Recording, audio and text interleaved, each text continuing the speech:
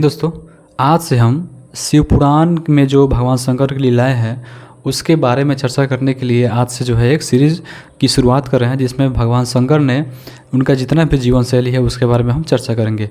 तो आज हम शिव पुराण में चर्चा करेंगे कि इसमें जो है वर्णन किया गया है कि कलयुग कैसा होगा, फिर बताया गया है कि साधन क्या है, साध्य क्या है, और भगवान शंकर की पूजा जो है लिंग के रूप में और मूर्ति के रूप में क्यों होती है। लेकिन देखिए, बाकी सारे देवताओं की जो पूजा होती है वो सिर्फ मूर्ति के रूप में होती है, लेकिन भगवान शंकर की पूजा जो है लिंग के रूप में भी होती है और मूर्ति के रूप में भी होती है।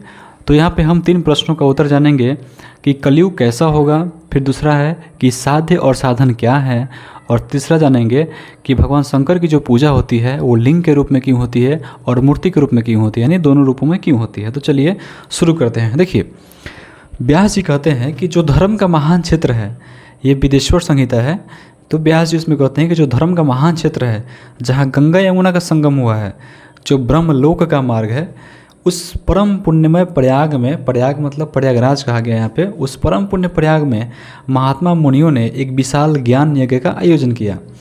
उस ज्ञान यज्ञ का तथा मुनियों का दर्शन करने के लिए व्यास शिष्य महामुनि सूत जी वहाँ पधारे। यानी सूत जी कौन है? सूत जी जो है व्यास जी के शिष्य हैं।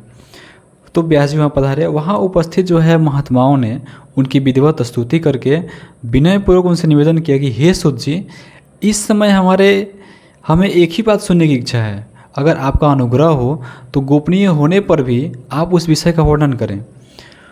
फिर आगे वो लोग क्या बताते हैं कि घोर कलयुग आने पर मनुष्य पुण्य कर्म से दूर रहेंगे, दुराचार में फंस जाएंगे। ये देखिए, ये क्या है, ये कलयुग का वर्णन किया जा रहा है कि घोर कलयुग आने पर मनुष्य पूर्ण कर्म से दूर रहेंगे, दुराचार में फंस जाएंगे, सबके सब सत्य भाषा से विमुख हो जाएंगे, दूसरों की निंदा में तत्पर होंगे, पराया धन को हड़प लेने की इच्छा रखेंगे, उनका मन पराई स्त्रियों में आसक्त होगा तथा वे दूसरे प्राणियों की हिंसा किया करेंगे।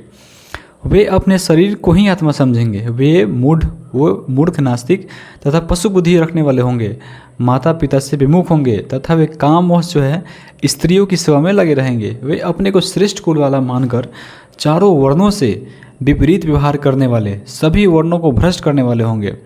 कलयुग की स्त्रियां प्रायः सदाचार से भ्रष्ट होंगे। यहाँ पे स्त्रियों के बारे में भी वर्णन किया गया है कि कलयुग की जो स्त्रियां होंगी वो सदाचार से क्या होंगी? भ्रष्ट होंगी, पति का अपमान करने वाली होंगी, सास ससुर से द्रोह करने वाली होंगी, किसी से भी वो भय नहीं मानेंगी। ठीक है, यहाँ पे स्त्रियों के बारे में ऐसा वर्णन किया गया है शिव पुराण में।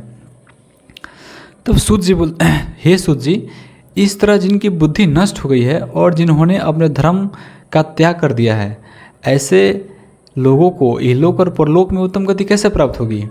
इसी चिंता से हमारा मन जो है सदा व्याकुल रहता है। यानी जो है सूत जी से ये बातें पूछी जा रही हैं। कहाँ पूछी जा रही है? तो प्रयाग में एक ज्ञान यज्ञ का आयोजन किया गया है, जहाँ पे जो ऋषि मुनि है वो उनसे सवाल ये पूछ रहे हैं।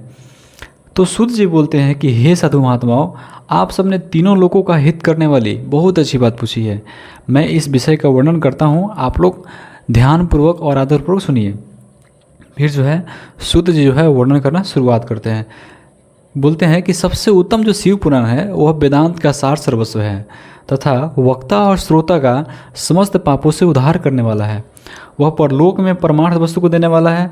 कल में पराशिका का विनाशक है। वो उसमें भगवान शिव के उत्तम यश का वर्णन है। यानी भगवान शिव के जो यश का वर्णन है कहाँ मिलेगा आपको? वो शिव पुराण में मिलेगा। भगवान शिव के उत्तम यश का वर्णन है। हे ब्राह्मणों, धर्म, अर्थ, काम और मोक्ष, इन चारों पुरुषार्थों को देने वाले उस पुराण का प्रभाव विस्तार को प्राप्त हो रहा है। हे विप्रवरों, उस सर्वोत्तम शिव पुराण के अध्ययन एवं श्रवण मात्र से वे कलयुग के पापसक्त जीव श्रेष्ठतम गति को प्राप्त हो सकेंगे। अब यहाँ पे क्या होता है कि सूत जी को जो बोलना था वो बोल दिए। अब क्या हुआ कि जो वहाँ पे ऋषिगण एकत्रित हुए थे वो आपस में कुछ डिस्कस करने लगे, वाद विवाद करने लगे। ठीक है, अब वाद विवाद कुछ जब हल नहीं मिला तो अपने शंका के समाधान के लिए जो सृष्टि करते हैं ब्रह्मा जी, उनके पास पहुँचे। मुनियों ने कहा कि हे भगवान, परम साध्य क्या है और उसकी परम साधन क्या है तथा उसका साधक कैसा होता है? तो ब्रह्मा जी बोलते हैं कि शिवपद की प्राप्ति ही साध्य है। यानी देखिए, पहला क्वेश्चन क्या था कि कलयुग कैसा होगा, तो उसका वर्णन हो चुका। अब दूसरा क्वेश्चन आ रहा है कि परम साध्य क्या है और उसका साधन क्या है और उसका साधक कैसा होता है? तो ब्रह्मा जी बोलते हैं कि शिवपद की प्राप्ति ही साध्य है। यानी भगवान शिव का जो पद जिसने प्राप्त कर लिया है वो साध्य है, उनकी सेवा ही साधन है तथा उनके प्रसाद से जो नित्य नैमित्तिक आदि फलों के प्रति निष्प्रिय होता है वही साधक है। भगवान शंकर का श्रवण, कीर्तन और मनन ये तीनों महत्तर साधन कहे गए हैं और ये तीनों ही वेद सम्मत हैं। इसी में सूत जी ये बोलते हैं, सूत जी जो मतलब व्यास जी के शिष्य हैं, सूत जी ये बोलते हैं कि हे शौनक, जो श्रवण, कीर्तन और मनन इन तीनों अनुष्ठान में समर्थ न हो वो भगवान शंकर के लिंग या मूर्ति की स्थापना नित्य उसकी पूजा करके संसार सागर से पार हो सकता है। कहा गया यहाँ पे कि अगर कोई व्यक्ति जो है भगवान शंकर का कीर्तन मनन नहीं कर सकता है तो भगवान शंकर के लिंग या मूर्ति का स्थापना करके उनकी पूजा करके जो है ये संसार के भवसागर से पार हो सकता है। सूत जी कहते हैं, नहीं, ऋषियों ने यहाँ पे पूछा है कि ऋषिगण यहाँ पूछते हैं कि मूर्ति में ही सर्वत्र देवताओं की पूजा होती है, लेकिन भगवान शंकर की जो पूजा है वो मूर्ति में भी होती है और लिंग में भी होती है, ऐसा क्यों?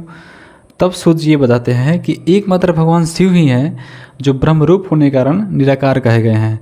रूपवान होने के कारण वो साकार भी हैं, तो निराकार होने के कारण ही उनकी पूजा जो है आधारभूत लिंग भी निराकार ही प्राप्त हुआ है। इसलिए शिवलिंग जो है शिव के निराकार स्वरूप का ही प्रतीक है।